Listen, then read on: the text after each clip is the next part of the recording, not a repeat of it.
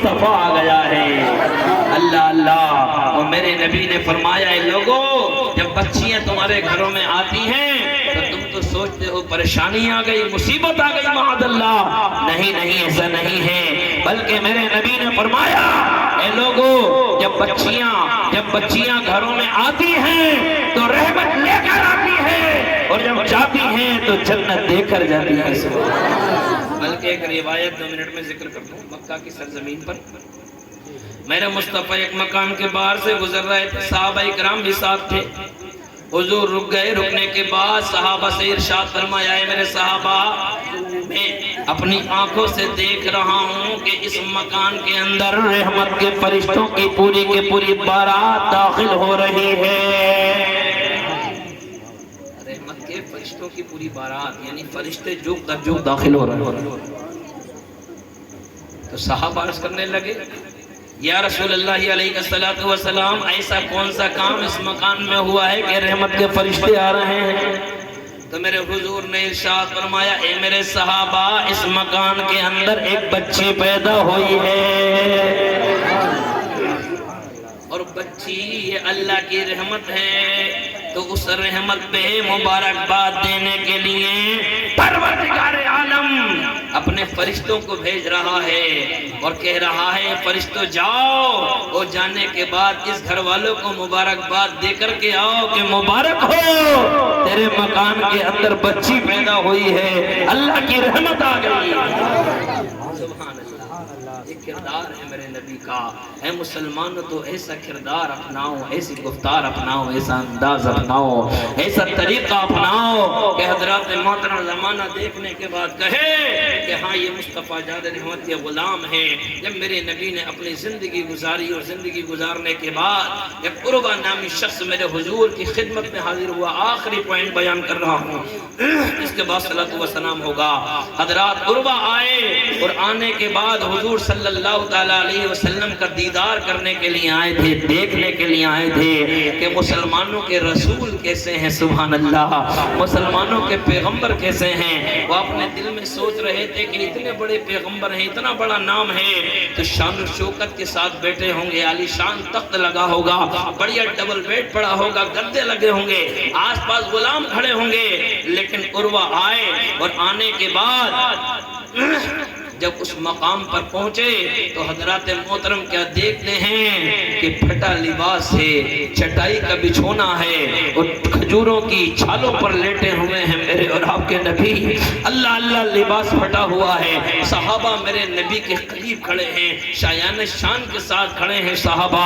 اللہ اللہ، عروہ قریب آئے، اور آنے کے بعد بولنے لگے کہاں ہے وہ نبی کہ جن کے نام سے قیصر و قسرا دہلتا ہے، کہاں ہے وہ مصطفیٰ ان کے نام کا ڈنکا پوری دنیا میں بجتا ہے، کہاں ہے وہ آمینہ کے لال کہ جن کے نام سے قیصر و قسرا دہلتا ہے، خانہ کعبہ کے 360 معبودان باطل ہیں وہ گر جاتے ہیں، کہاں ہے وہ مصطفیٰ، کہاں ہے وہ ہولی پروفٹ محمد رسول اللہ صلی اللہ علیہ وسلم، ذرا دیدار کرائے جائے، کہاں ہیں حسنین کے نانا، کہاں ہیں حسنین کے ماں باپ، ملجا ذرا چہرے کا دیدار کرایا جائے۔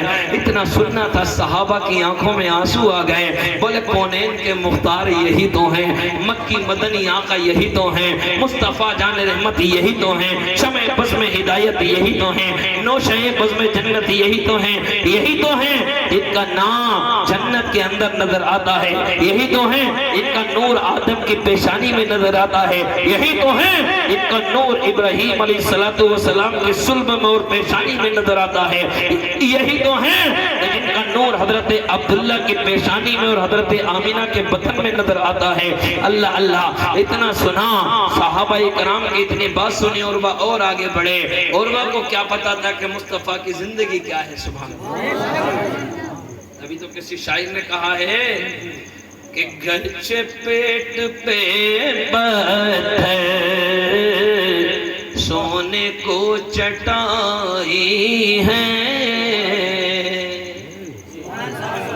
ارے بولو گے نہیں تو آگے کیسے سمجھو گے، کہ گرچہ پیٹ پہ پتھر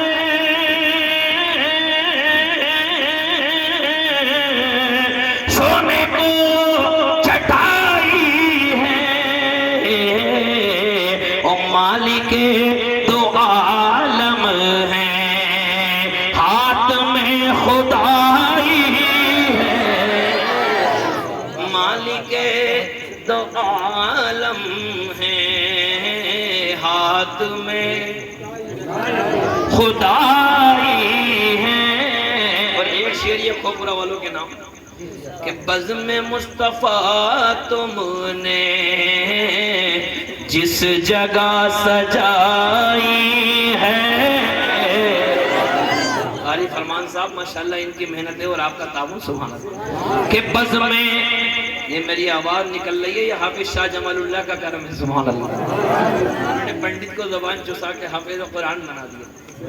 اگر میں صبح تک بھی بولوں گا تو آواز ایسی رہے گی، بولو کہ بزم مصطفیٰ تم نے، بزم مصطفیٰ ہم نے جس جگہ سجائی ہے، ارے بزم مصطفیٰ ہم نے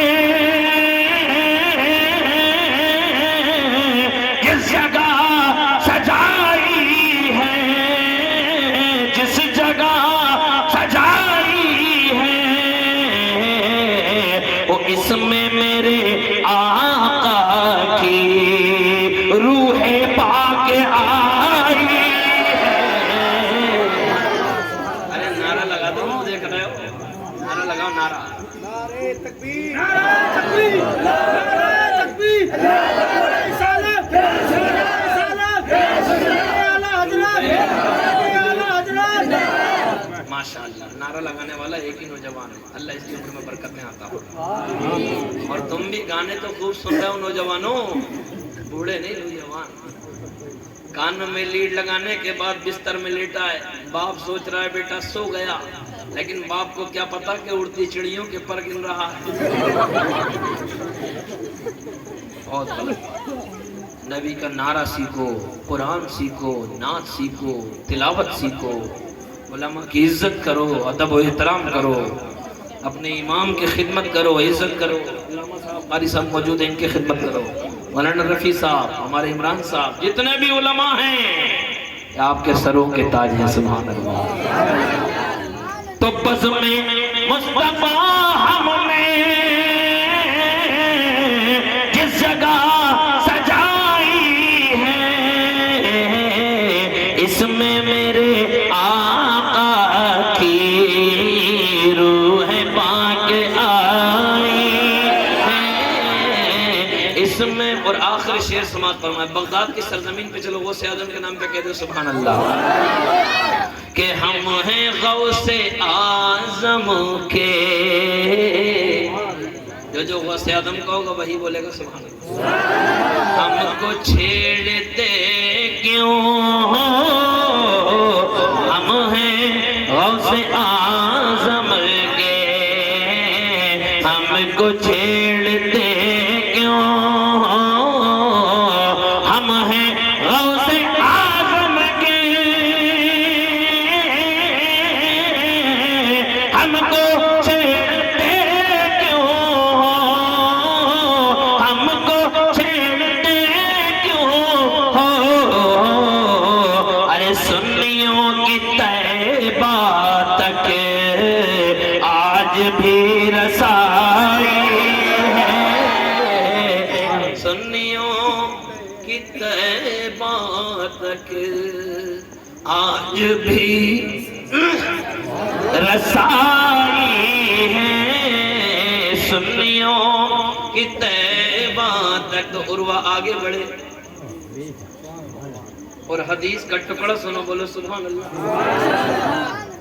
آگے بڑھنے کے بعد میرے نبی نیند سے بیدار ہوئے، اور آقا جب نیند سے بیدار ہوئے، بیدار ہونے کے بعد اتوضا بوضوء، میرے نبی نے وضو کرنا شروع کیا۔ صحابہ قریب میں کھڑے ہو گئے، اللہ اللہ، میرا نبی اپنے دستے مبارک دھو رہے ہیں، کلیے سے ہی ہاتھ دست مبارک اپنے دھو رہے ہیں. آقا کے ہاتھ مبارک دست مبارک سے جو پانی گر رہا ہے تو وہ پانی زمین پر نہیں گر رہا بلکہ صحابہ اپنے ہاتھوں میں لے رہے ہیں. میرے نبی اپنے مبارک ہاتھ دھو رہے ہیں, صحابہ وہ پانی ہاتھوں میں لے رہے ہیں. میرے نبی کلیے مبارک فرما رہے ہیں, کلیے مبارک کا پانی صحابہ اپنے ہاتھوں میں لے رہے ہیں. میرے نبی اپنے ناک کے مبارک دھو رہے ہیں, صحابہ وہ پانی بھی ہاتھوں میں لے رہے ہیں. زمین پر نہیں گرنے دے رہے بلکہ زمین پر گرنے سے پہلے روایات میں آتا ہے کہ صحابہ کرام ایسے جھگڑتے تھے, ایسے جھپٹتے تھے کہ کوئی چاہتا تھا کہ میں آقا کا مبارک پانی لے لوں, کوئی چاہتا تھا میں آقا کا مبارک پانی لے لوں. اللہ اللہ وہ پانی لیتے تھے اور